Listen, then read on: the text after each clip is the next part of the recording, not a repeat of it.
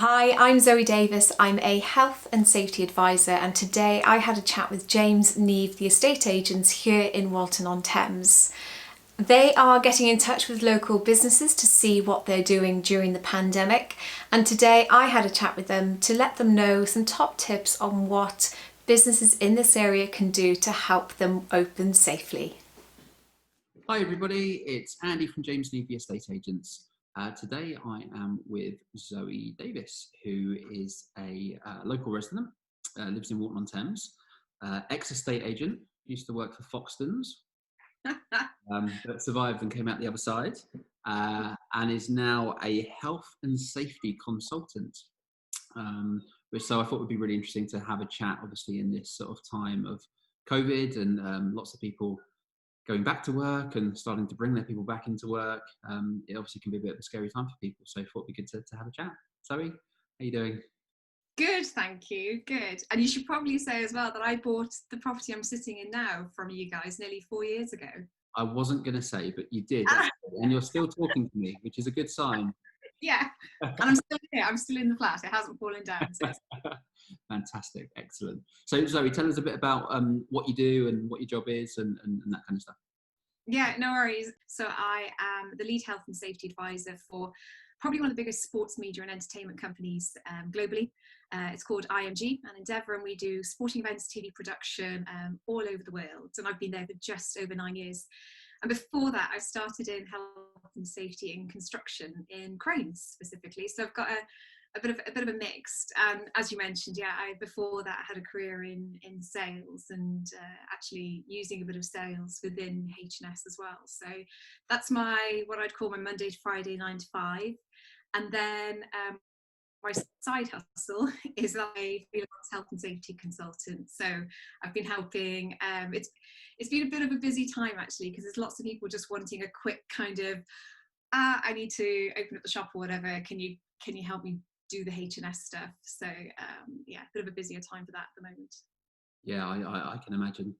Before we get into the interesting stuff, I last time I was at the flat, I saw you have some really cool sort of sporting memorabilia up on your wall that like you worked or covered a lot of big events and that kind of stuff. Must be good fun. Yeah, I'll show you. I'll give you a little just to get a little idea of all the lanyards. Yeah, so Very cool. people often say that H&S is like, oh, really boring. Who wants to be a health and safety advisor? And there's a bit of a naff reputation with it, but I think it's probably the coolest H&S job I have. Excellent. So bringing it back to our kind of local community, I guess one of the bits I wanted to talk to you on about was we've got quite a lot of local people who own their own businesses, maybe shops or retail, that kind of stuff. Probably at the stage where they're planning now to reopen and bring their teams back in. How can we give them advice to keep themselves safe, keep the team safe, keep the public safe? Yeah, I think it can be quite overwhelming, and some safety professionals will, there's a lot of information out there to digest. So if you are just, as safety professionals, whether we're just in, I did the other week, I was helping an estate agency and then a beauty company, and we have to kind of get our heads around those professions, as it were, and then we have to add on this new, really mysterious, really beast of hazard called COVID, and it's really overwhelming. There's so much information out there, but the reassuring thing is that it's really, really simple. It's just the basics of health and safety. And like I was saying to my team, that actually we don't need to stress about this, scientific biology of the virus. Just do a risk assessment. It really is that basic, and it's the same risk assessment you would do whether you are a coffee bar or if you are a catering unit. You'll do a risk assessment. You'll look at what can go wrong and what you're going to do to make sure it doesn't go wrong. So you just add COVID in there as well and go, okay, how can COVID hurt my people or hurt any of our visitors or any customers? And then just put some controls in place. But the main thing as well is to keep an eye on that, double check. So a risk assessment is 5 steps. It's really, really easy. But one of the steps is to make sure you monitor and review. So if you find in a week's time that actually the flow system you put in or making everybody wash their hands or whatever isn't working, then just take a look at it again and try something else. So yeah, it really isn't anything to stress over. It's just a risk assessment. Okay, cool. And if someone was going to start and didn't kind of know where to start with that process, what would be the kind of first steps of undertaking that? Give Well, me a call. I was going to say, do they just need to call you and get you to do it? I mean, is that the answer? Yeah, that's fine. I can do it. No, it's 5 steps. So the Health and Safety Executive, which is the regulator, they're actually, to be fair to them, their website has got better and better and better, and the information is designed for users, so the business owners, as opposed to the health and safety practitioners. But the 5 steps is identify the hazard. So we've got COVID. Work out who can be harmed and how. So that might be Ryan sat on the desk next to you, or a customer that walks in, and how might they be harmed? Well, you might all be within 2 meters of each other, or you might be talking too closely to each other. And there are rules in place that manage the things that you've identified. What people tend to do with the risk assessment is go, oh, right, here's my risk assessment. Face masks, hand washing, and they just put a list of good ideas. But sometimes you'll end up wasting money on things that you don't really need. You may not need all these extra bits and bobs. It's similar if you think about a construction site. People always go, oh yeah, we'll have hard hats and high-vis. Now, a high-vis coat or a jacket isn't going to stop you being squished by a big bulldozer, for example.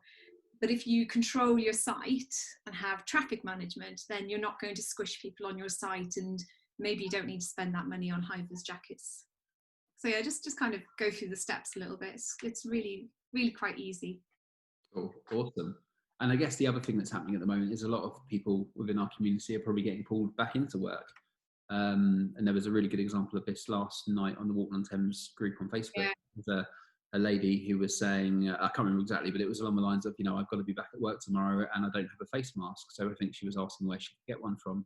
They got me kind of, is that her responsibility to do that, or should her work be supplying them, or what as a employee getting pulled back into work, what do people need to be careful of, and what steps should they be taking? Yeah, okay.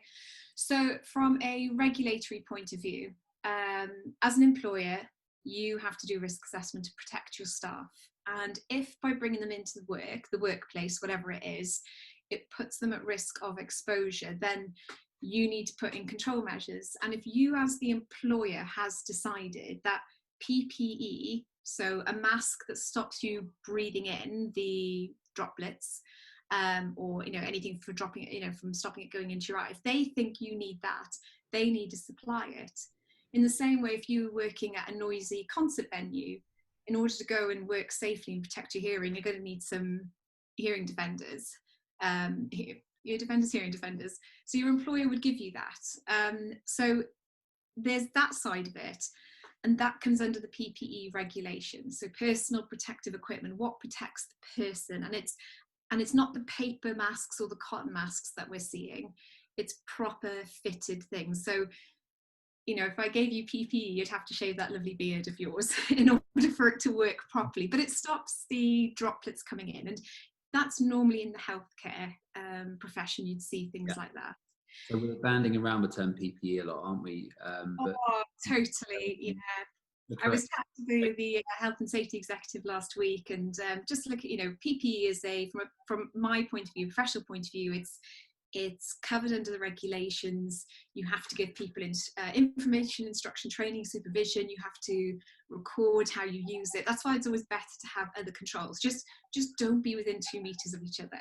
Yeah. But for our lady that we saw on the Facebook group the other night, I think she's probably looking for the cotton ones or the papery ones. And all they do is if you're a carrier of the virus, it just stops you kind of spreading the droplets. Yeah. It doesn't protect you as the individual, but it protects the public, the community. So, but if an employer thinks it's essential part of your role, then the employer should be supplying it, and they should show that in their risk assessment, which you as an employee are entitled to see at any point. Okay, so I think that's the key bit, isn't it? If you're getting called back into work and you're not sure, you should ask to see the risk assessment and just make sure that everything's being thought of and that you feel safe and comfortable. Yeah, and the same thing, like if you're bringing people back into the workplace and you're having to change things around a bit, and you need to give people some new instructions about how to use the kitchen, like the kitchenette area, or we want you walking in the office in a certain direction, we've got circular flows, then you actually need to give your employees information and training, and you as the employer need to keep a record of what you've told people. Yeah, cool. Okay. Zoe, if we've kind of scared the life out of anyone in the sense that they suddenly think, God, we haven't done this, or we should be doing this, how can I get in touch with you if they would like your expertise and your help? Yeah, you can find me on LinkedIn, Zoe Davies, Davies, or can drop me an email at my personal email address. So it's Zoe, the letter K, Dave, so ZOEK Dave @gmail.com, and I can answer any questions there and respond to kind of any requests. Fantastic, excellent, brilliant. Thank you, Zoe. That's been really helpful. I really appreciate your time today. No worries, you're welcome. Cool. Catch you soon.